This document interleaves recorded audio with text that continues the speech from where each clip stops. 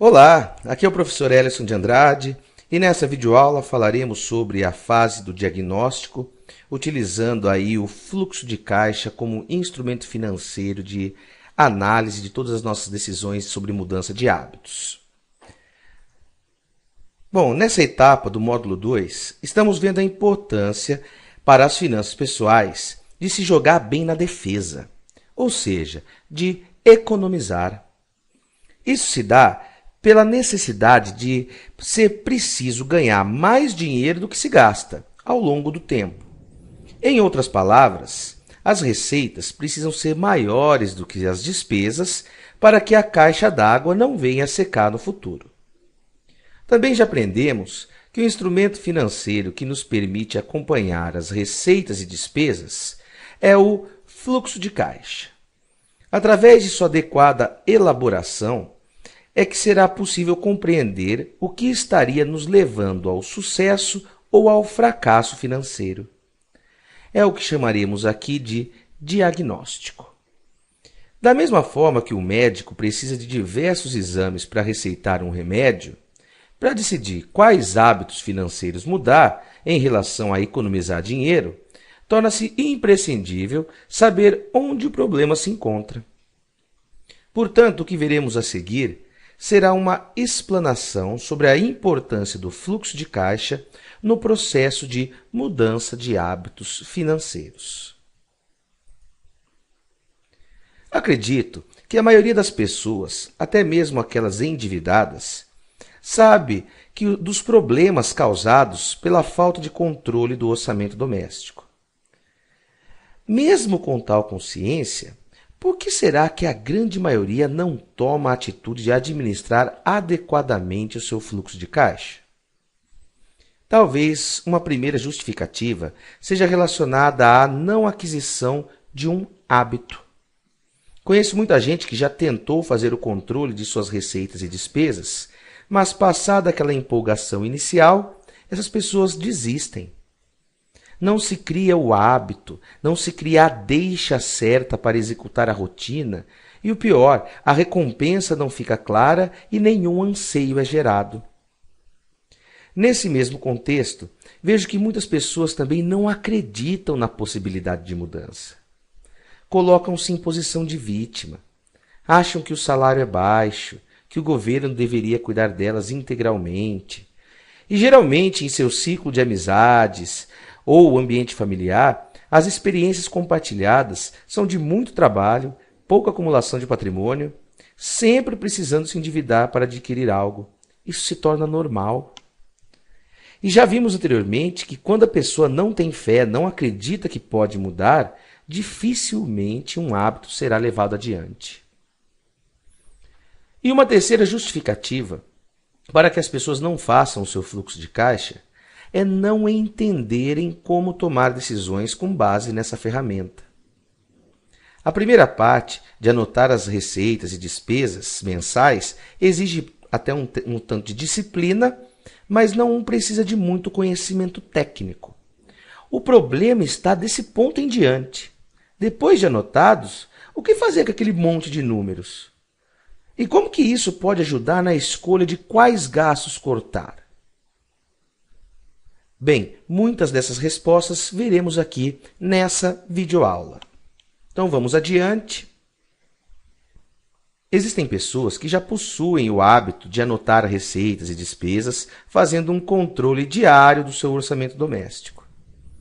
Além de anotar, tem aqueles que também usam o fluxo de caixa para planejar o futuro, guardando excedentes mensais para momentos de gastos pontuais e previsíveis, como o IPVA e seguro do carro, IPTU da casa, materiais escolares para os filhos, etc.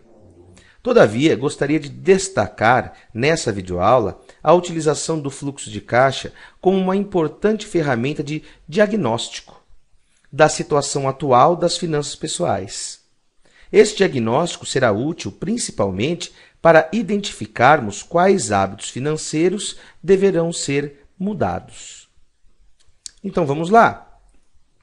Para fazer um controle então das receitas e despesas, durante a fase do diagnóstico, surge sempre uma pergunta: Onde devo fazer esse controle? Baixo algum aplicativo para smartphone ou tablet? Monto minha própria planilha de Excel ou baixo alguma gratuita pela internet? E se eu fizesse, então, uma anotação manual através de um caderninho bem organizado?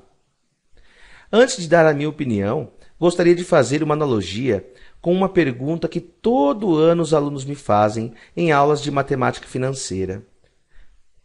Professor, vamos aprender a mexer na calculadora HP12C? E eu sempre respondo, não. Eles me olham espantados, pois alguns compraram com tanto carinho tal calculadora. Daí, passado esse momento, eu lhes digo, vocês vão aprender matemática financeira.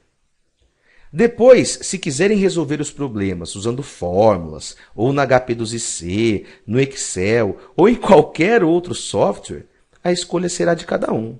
O que vocês precisam absorver são os conceitos. Com esse exemplo, acredito que se você entender os conceitos, as ideias que eu irei lhe passar, qualquer que seja o instrumento a ser utilizado, aplicativo, Excel ou caderninho, as chances de seu diagnóstico ser eficaz, apresentar resultados práticos, aumentarão muito. Ok? Feito esse esclarecimento, o primeiro passo para fazer um fluxo de caixa é ter a disciplina de anotar todas as suas receitas e despesas durante o mês. Quando digo todas, isso significa até gastos que parecem insignificantes, como o hábito de comprar um refrigerante todos os dias ao sair do trabalho. Nessa etapa, também se mostra importante criar grandes grupos de despesas, que facilitarão análises posteriores. Veja no exemplo a seguir. As receitas devem estar devidamente discriminadas. Para alguns, a receita seria apenas o salário do provedor da casa ou a soma dos rendimentos de todos que contribuem para o sustento do lar. Em outros casos, como de um dentista que recebe por consulta, as anotações deverão ser diárias, representando a soma de tudo o que foi recebido naquele mês. Mas como nessa etapa estamos tratando de jogar bem na defesa, vamos explorar principalmente as questões relacionadas às despesas. Elas deverão ser agrupadas conforme a situação de cada pessoa ou família. Pode ser que para você transporte signifique todos os gastos com o carro.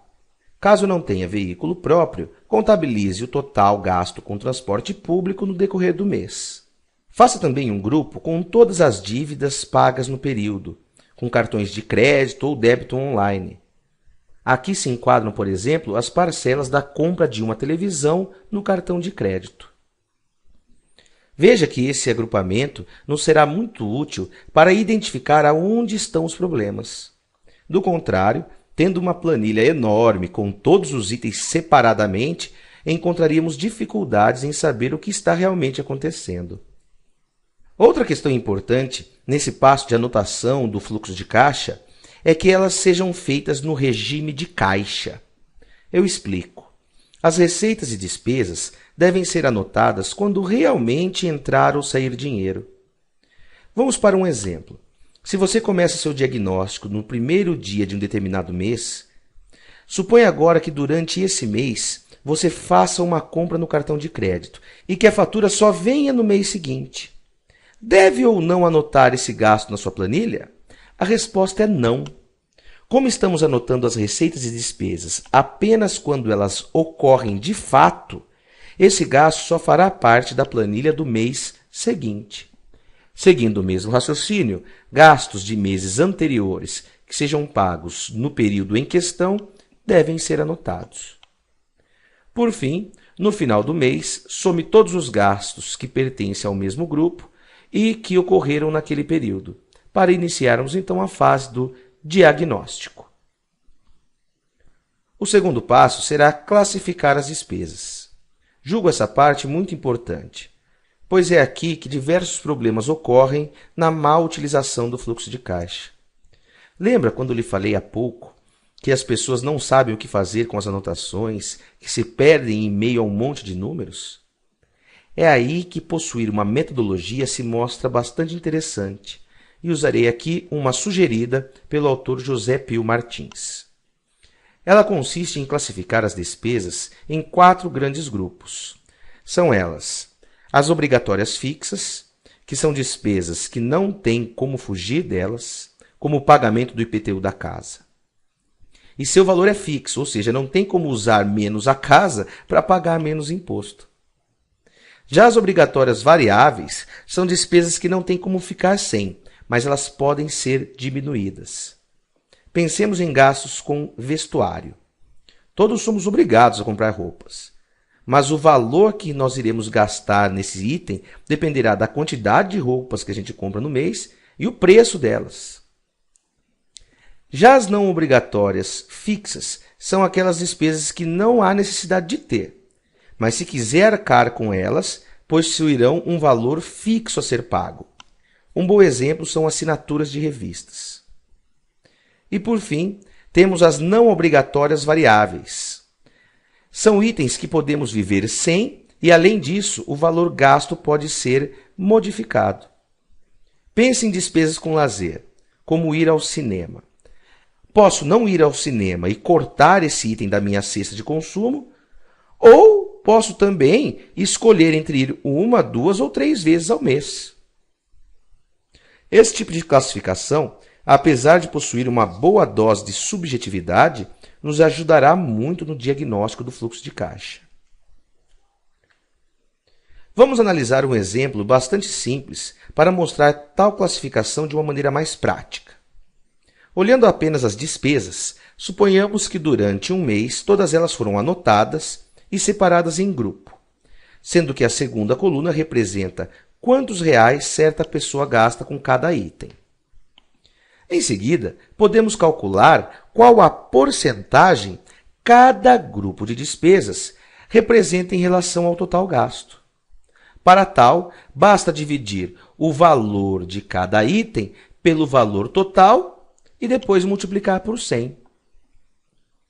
Nessa tabela, vemos os valores das porcentagens aproximadas, em que o item de maior peso é o aluguel, com 25% de todas as despesas. Já a menor porcentagem é do item luz e água, que representa apenas 2% do total das despesas daquele mês. Esses percentuais poderão ser bastante úteis quando formos eleger quais serão os hábitos a serem modificados. Por exemplo, se eu conseguir mudar de casa, diminuindo, por exemplo, 15% do valor do aluguel, isso teria um efeito muito maior do que um esforço para diminuir 15% do consumo de energia, que representa apenas 2% do meu total de despesas do mês. É importante deixar claro que vai ter um monte de problemas se você mudar de casa, mas eu queria só demonstrar a questão financeira, em que alguns itens terão um impacto muito maior em sua redução, a depender da porcentagem que ele representa do total. Agora vamos fazer uma classificação de cada grupo, conforme vimos há pouco. O primeiro item, o aluguel, classificaremos como despesa obrigatória fixa. As 3 subsequentes, luz e água, supermercado e vestuário, vamos classificar como obrigatórias variáveis, pois podemos diminuir o seu valor. As dívidas, classificaremos aqui como obrigatórias fixas, supondo aí que não poderemos mexer nas parcelas e que temos que pagá-las. As próximas duas, como cinema e padaria, vamos aqui classificá-las como não obrigatórias variáveis, e o transporte como obrigatória e também variável, porque podemos mexer no valor desse item. Obviamente, você poderia argumentar, mas Ellison, lazer poderia ser visto como obrigatório, porque a gente deve cultivar tais momentos, como ir ao cinema. Ou até que, no seu caso, ir à padaria seja algo essencial. Mas como esse é apenas um exemplo, deixo a seu critério classificar cada item conforme suas particularidades. Nesse ponto, quero apenas lhe mostrar a metodologia. Pois bem, e o que fazemos agora? Se pensarmos em reduzir despesas, as primeiras que poderemos atacar são as não obrigatórias, pelo simples fato de, geralmente, serem gastos de baixa prioridade.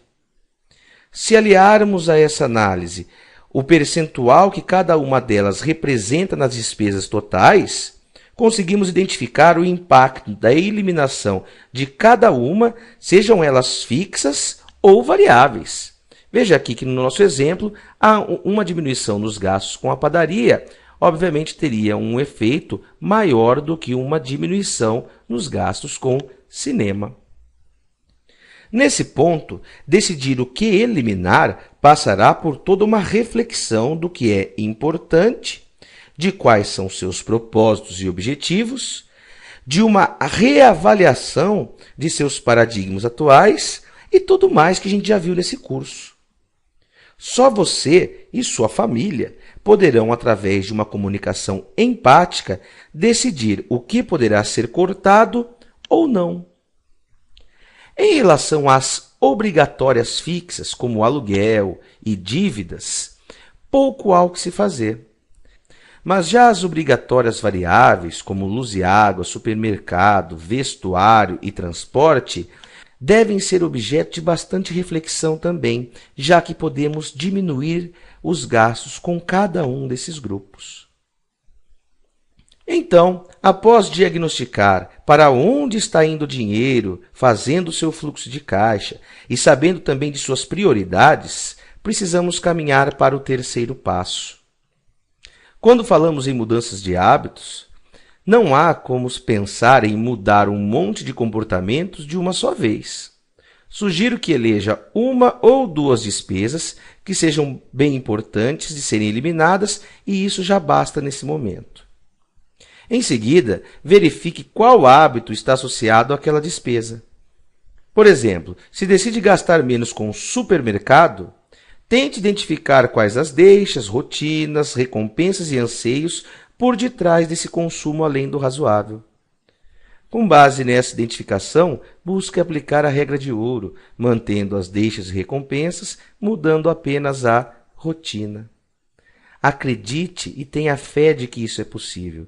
E, se for necessário, comprometa-se publicamente. Deu para entender como a utilização do fluxo de caixa pode ser poderosa para um diagnóstico mais acurado sobre quais hábitos financeiros estão lhe atrapalhando no momento atual? Nas próximas aulas, vamos aprofundar ainda mais nessa questão, mas aconselho que assista a esse vídeo quantas vezes forem necessárias, pois será crucial o seu entendimento, de forma a podermos prosseguir. Tudo bem? Então ficamos por aqui. Boa sorte em suas finanças e vida pessoal.